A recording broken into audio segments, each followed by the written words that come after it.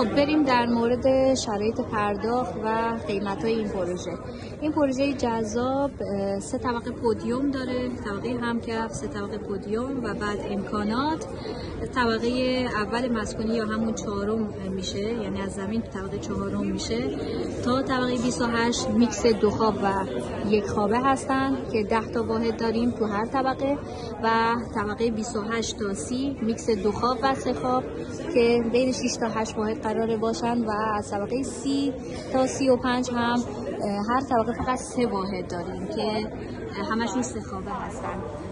لول ساختمون واقعا خیلی بالاست، نیومدن تو هر طبقه تعداد واحدهای خیلی زیاد بذارن، مثلا تو طبقات بالا اصلا دیگه 1 خوابه نداریم یا حتی 2 خوابه هم نداریم، فقط 3 خوابه اومدن اختصاص دادن.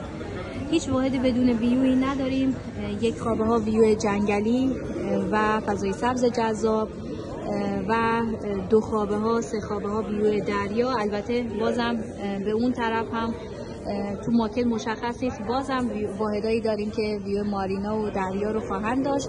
منتها خب این ور دیگه اون دریای اصلی است، حالت کانال نیست که به اون طرف طراحی شده باشه. طراح این ساختمونا یکی از طراحاش، البته کلی طراح هستن، یکی از طراحاشون نبیل غلام هست، شخصی که موزه آینده رو طراحی کرده.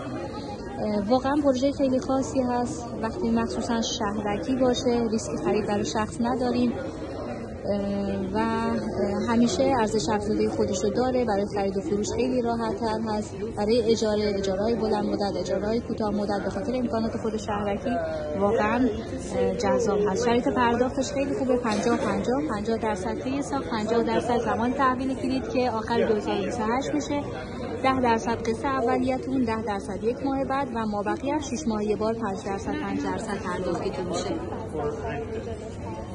So, and beach will be there.